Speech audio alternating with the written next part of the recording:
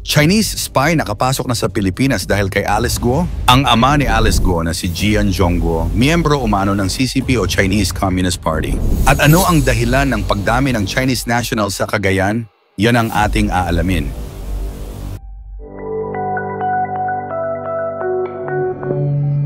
Ang balita tungkol kay Alice Guo at ang kanyang umano'y connection sa Chinese Communist Party, CCP, ay nagdulot ng malaking kontrobersya sa Pilipinas. Ayon sa mga alegasyon, ang tatay ni Alice ay konektado sa CCP, isang influential na grupo sa China na di umano'y may mga layuning makontrol ang iba't ibang komunidad ng mga Chinoy sa buong mundo. Sa kabila ng mga ebidensyang inihayag ni David Jiang, isang kilalang anti-CCP content creator, maraming Pilipino ang nagtatanong kung gaano katotoo ang mga pahayag na ito at kung may sapat na ebidensya upang suportahan ang nasabing alegasyon. Sa papel na ito, sisiyasatin natin ang mga ipinahayag ni Jiang at aalamin kung paano ito nakaapekto sa pagtingin ng publiko kay Alice Guo. Background ng alegasyon. Noong Mayo 2024, isang lalaking nagngangalang David Jiang ang naglabas ng mga mabibigat na revelation patungkol kay Alice Guo at sa kanyang tatay. Ayon kay Jiang, ang tatay ni Alice ay konektado sa CCP, particular sa isang grupo ng mga overseas Chinese na may kaugnayan sa gobyerno ng China. Mga alegasyong ito ay inilahad sa pamamagitan ng isang video na may pamagat na exclusive Alice Guo's father ties to the CCP's United Front na naging viral at nagdulot ng matinding usapin sa social media. Ayon kay Jiang, ang apelyidong Guo ay nagmula sa isang kilalang angkan sa southern China na matagal nang aktibo mula pa noong 700 BC. Dahil dito, ipinapakita na ang pamilya ni Alice ay malaki at may impluensya sa iba't ibang bahagi ng mundo, kabilang na ang Pilipinas. Ang mga ebidensyang inihayag ni Jiang ay nagmula sa ilang mga larawan na ipinakita sa publiko kung saan makikita ang congratulatory messages mula sa tatlong grupo ng Guo Family Associations matapos ang pagkapanalo ni Alice bilang mayor. Ebidensya ng connection sa CCP. Isa sa mga pangunahing ebidensya na inilahad ni Jiang ay ang pagkakaugnay ng tatay ni Alice Guo sa mga leader ng CCP. Sa isang larawan, makikita ang tatay ni Alice kasama ang isang mataas na opisyal ng CCP, si Zeng, na siyang Deputy Director ng Coordination Departments ng CCP, nakilala bilang isa sa mga nangungunang spy agency ng China. Ayon kay Jiang, ang presensya ng tatay ni Alice sa ganitong okasyon ay nagpapahiwatig ng malalim na koneksyon sa CCP. Naging advisor din ang tatay ni Alice Guo sa Cheotay Association sa Pilipinas noong 2018. At halos every month itong labas-masok sa bansa, halos 3 to 4 trips per month. Gayunpaman, may mga tanong tungkol sa integridad ng mga ebidensya. Hindi matukoy ni Jiang kung sino ang nagpadala sa kanya ng mga larawan at kung paano ito nakuha. Bukod pa rito, posibleng ang mga larawan ay maaring na-edit o ginamit sa maling konteksto. Ang isa pang posibleng paliwanag ay ang presensya ng CCP sa mga aktibidad ng mga overseas Chinese ay maaaring bahagi lamang ng kanilang diplomasya at hindi nangangahulugang lahat ng kasangkot ay miyembro o kasabwat ng CCP. Pagtanggap ng pamilya Guo, binanggit ni Jiang na ang tatlong asosasyon ng Guo family ay nagpadala ng congratulatory messages kay Alice Guo noong siya ay nahalal bilang mayor. Ang mga mensaheng ito ay nagpapakita ng pagmamalaki ng pamilya Guo sa tagumpay ni Alice na maaaring isang senyales na ang pamilya Guo ay may kaugnayan sa CCP. Gayunpaman, isang bahagi ng kritisismo laban sa ebidensya na ito ay ang maaaring ang mga mensaheng iyon ay simpleng pagpapakita lamang ng suporta mula sa mga overseas Chinese communities. Hindi naman kaagad ito nangangahulugang may direktang koneksyon ang pamilya ni Alice sa CCP o sa anumang layunin ng partido sa China.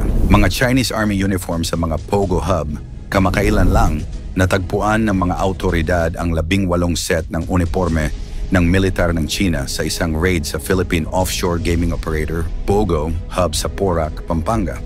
Bagamat napatunayan na tunay ang mga uniformeng ito ng People's Liberation Army, PLA, lumang bersyon na sila.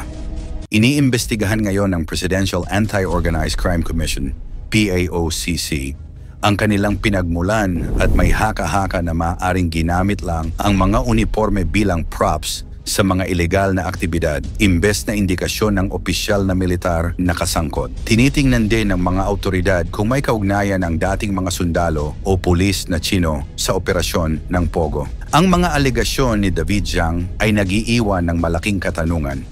posibilidad ng CCP infiltration sa Pilipinas, si Senador J.B. Ejercito, isa sa mga nagbigay ng opinyon ukol sa usaping ito, ay nagtukoy ng posibilidad na mayroong mga miyembro ng CCP na nakapasok sa Pilipinas upang subukang makontrol ang ilang mga sektor sa bansa.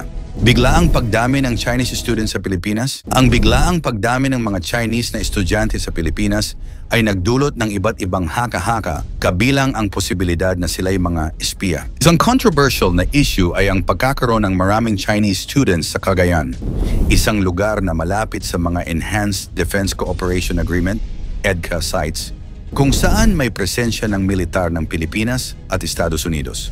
May mga mambabatas na nagtatanong kung ang kanilang pagpasok ay may layuning mag-espiya, lalo na't hindi sila bihasa sa Ingles, ngunit nakakapagtapos ng mga programa sa universidad.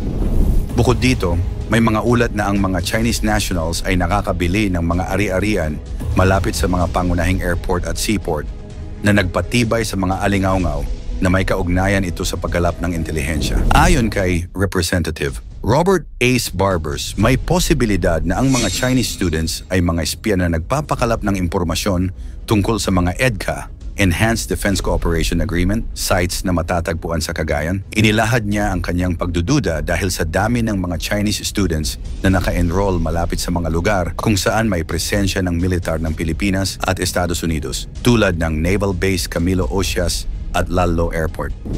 No less than Chet stated in their records that there are about 16,000 Chinese student visas or visa to Chinese students, no?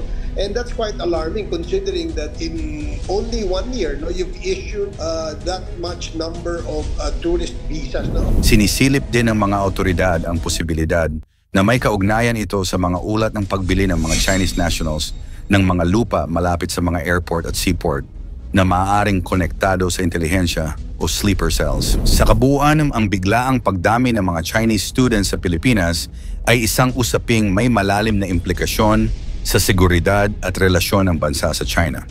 Bagamat walang sapat na ebidensyang nagpapatunay na sila'y espiya, hindi maikakaila ang pagkabahala ng publiko at ilang opisyal. Ang kanilang presensya malapit sa mga sensitibong lugar tulad ng mga EDCA sites at ang kanilang hindi maipaliwanag na kakayahang magtapos ng mga kurso kahit kulang sa kaalaman sa Ingles ay nagdudulot ng maraming tanong. Ang mga haka-haka at alegasyon tulad ng connection ng ilang pamilya sa CCP ay nagpapataas ng alalahanin ukol sa posibleng pagpasok ng impluensya ng China sa bansa. Gayunpaman, kinakailangan pa rin ng masusing investigasyon upang matukoy kung gaano katotoo ang mga ito at kung may tunay na banta sa pambansang seguridad. Sa huli, mahalaga ang pagbabantay ng gobyerno at publiko upang tiyakin na walang nalalabag sa soberanya ng bansa. Ikaw, ano sa tingin mo? Talaga bang infiltrated na ang Pilipinas ng Chinese spies? I-comment mo ang iyong opinion sa ibaba. Huwag kalimutang i-like ang ating video at i-share mo na rin sa iba. Maraming salamat at God bless.